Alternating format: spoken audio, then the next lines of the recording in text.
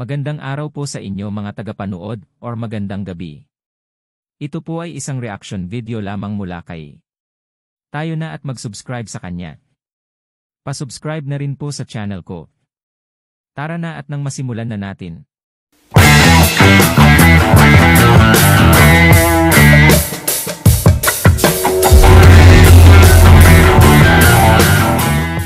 Sa sobrang dami ng mahusay na mga babaeng singer sa buong kasaysayan, ang namayagpag at nagbigay sa atin ng mga hindi makakalimutang musika ay tatlo sa kanila ang sinasabing mas nangibabaw at malimit silang tawaging Vocal Trinity, sina Whitney Houston, Mariah Carey, at Celine Dion.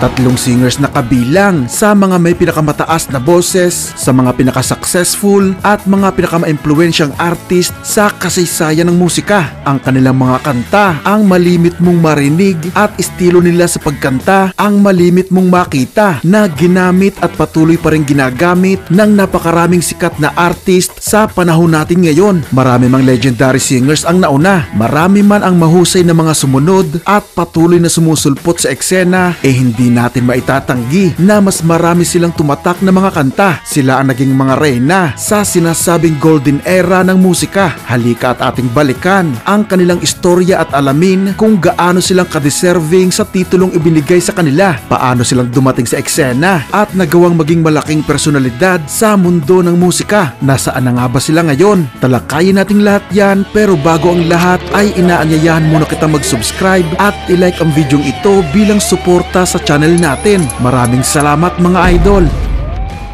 Araw ng mga puso noong 1985 ay lumabas ang debut at self-titled album ng 21 years old noon na si Whitney Houston, na sa isang iglap ay kumuha ng pansin ng mga taong mahilig sa musika. Umalingaw-ngaw sa mga radyo ang mga napaka-timeless na mga kanta tulad ng mga awiting Saving All My Love For You, Greatest Love of All, at All At Once,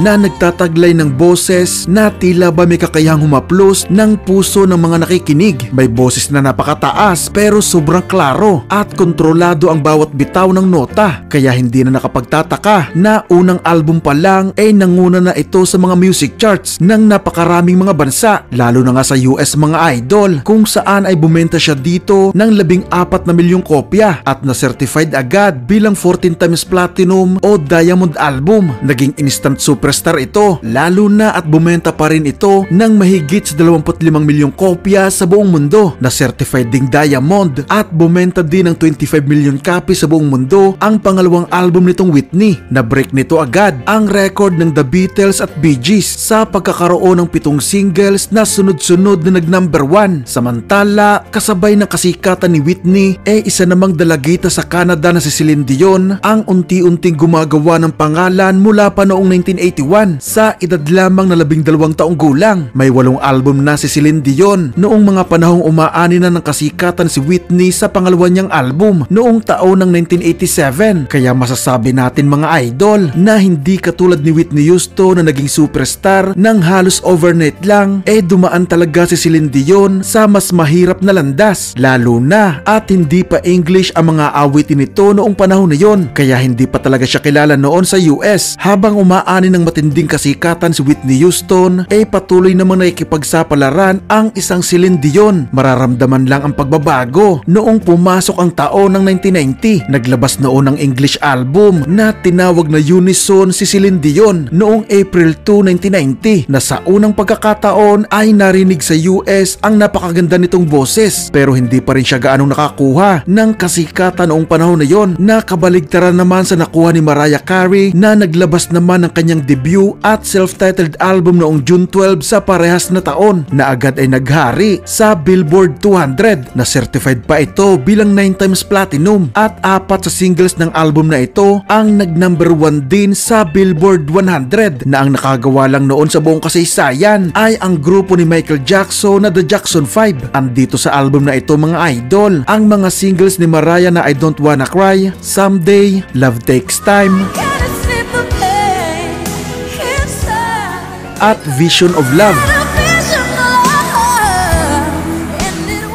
na bumenta ng mahigit sa 15 milyong kopya sa buong mundo pero hindi naman nagpatalo ang pangatlong album ni Whitney noong November 4 sa parehas din na taon ng 1990 ang I'm Your Baby Tonight na kahit pumalo lang sa number 3 nagawa pa rin naman itong bumenta ng 10 milyong kopya sa buong mundo. Unang nakakuha ng sobrang kasikatan si Celine Dion noong taon ng 1993 sa kantang The Power of Love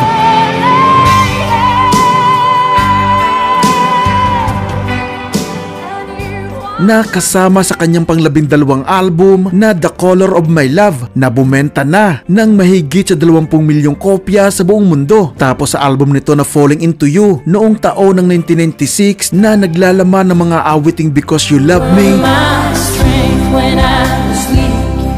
It's All Coming Back to Me Now at All By Myself nakatikim na din ito ng Diamond album sa US at bumenta pa ito ng 32 milyong kopya sa buong mundo. Kaya masasabi natin mga idol na taon-taon mula 1990 hanggang early 2000s ay nagpapalitan lang ang tatlong ito sa itaas ng music charts. Hindi lang sa US kundi pati na rin sa buong mundo. Sila rin mga idol ang nangunguna sa benta ng mga albums at patuloy na sumisira ng mga records ng mga artist na nauna sa kanila. Nagkaroon sila ng hindi mabilang na sumikat na mga kanta na lalong nagsemento ng kanilang legasiya. Kay Whitney Houston andyan ang I Will Always Love You, I Have Nothing, Run to You, One Moment in Time at sobrang dami pang iba. Kay Mariah Carey naman andyan ang We Belong Together, Hero, Always Be My Baby, My All, One Sweet Day at marami pang iba. Kay Celine Dion naman andyan ang My Heart Will Go On, That's the Way It Is, I'm Alive, Ashes at marami pang iba. Ang ganda kasi sa kanila mga idol hindi sila pumapayag na makulong lang sa kung anong gustong mangyari at idikta ng mga taong nagmamanage sa kanila. Patuloy silang nag-experiment at lumalabas sa kanilang comfort zone. Patuloy nilang ginagawa ang mga bagay na alam nilang kaya nilang gawin at mga bagay na magpapasaya sa kanila. Si Whitney Houston ang sinasabing pinakaunang naghalo ng kanyang gospel-oriented na boses at style sa mga upbeat na pop tracks. Si Mariah naman ang itinuturong nagsimula ng pagsasama ng pop at hip-hop na madalas nating naririnig ngayon at madalas na ginagawa ng mga bagong singers. Normal na lang sa mga ito ngayon ang makipag-collaboration sa mga hip-hop artist. Si Celine Dion naman mga idol ang sinasabing pinakamaraming na-impluensyahang singers sa makabagong panahon. Sa kanilang tatlo kasi mga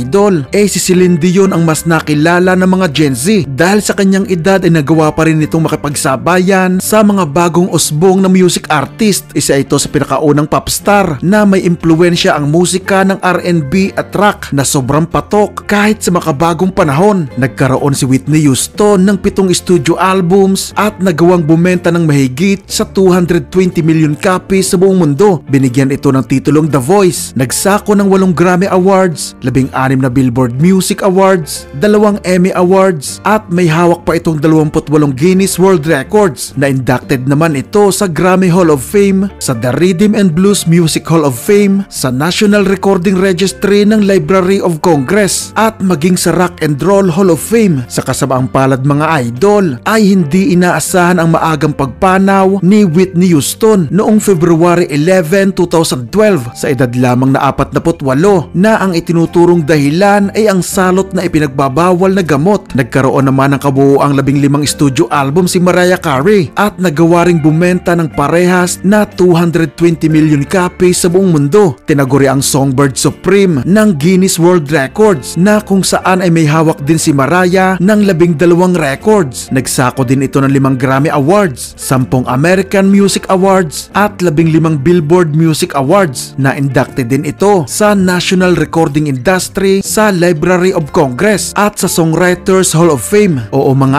idol, nagsusulat din si Mariah ng sarili niyang mga kanta. Mula nitong November 15, 2023 hanggang December 17, 2023 ay magsasagawa ang 54 na taong gulang na si Mariah Carey ng 13 date concert tour na tinawag nitong Merry Christmas One and All. Nagkaroon naman ng kabuuang 27 studio albums si Celine Dion at nagawang bumenta ng mahigit sa 200 milyong kopya sa buong mundo. Siya ang itinuturing na Queen of Power Ballads na nagsako naman ng 5 Grammy Awards, 12 World Music Awards, 7 Billboard Music Awards, 6 na American Music Awards, 20 Juno Awards at 50 Felix Awards. Sa kasalukuyan mga idol, sa edad niyang 55 taong gulang ay dumadaan ito sa hindi pangkaraniwang sakit na stiff person syndrome na nagbibigay sa kanya ng sobra at hindi makontrol na spasms na nakakaapekto na minsan umano sa kanyang paglalakad at hindi rin niya magamit ang kanyang vocal cords ng maayos. Una na itong naging dahilan ng pagkakansela ng kanyang tours noong nakaraang 2022 at dahilan din ng pagkansela ng mga natitira pa nitong tours ngayong 2023 at 2024. Halos mahigit 3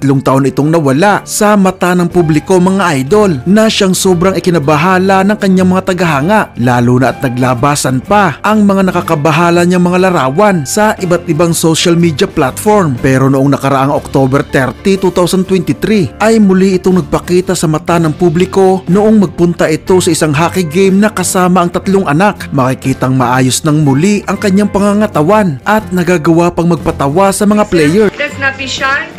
You smell great, so...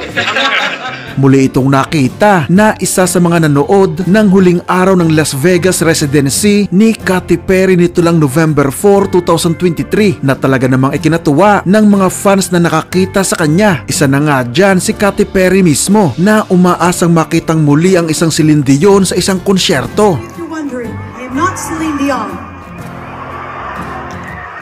What show's coming up next?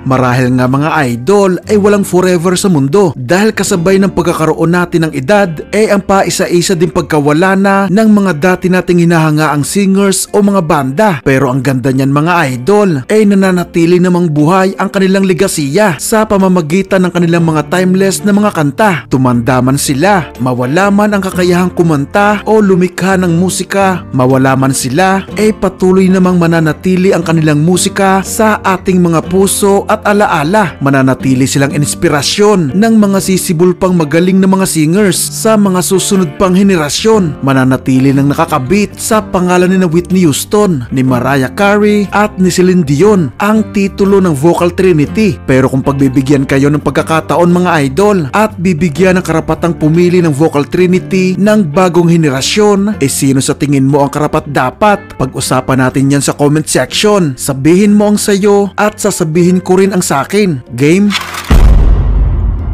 Nagustuhan mo ba ang video natin ngayon? Kung oo, ay huwag mong kakalimutang mag-subscribe at i-click ang notification bell para lagi kang updated sa mga bagong kwento na tatalakay sa mga paborito mong banda. Pakilike na rin itong video bilang suporta sa ating channel. Maraming salamat sa inyong panonood. Maraming salamat po. Huwag kalimutan mag-subscribe na po tayo kay. Pa-subscribe na rin po sa channel ko. Bye-bye po.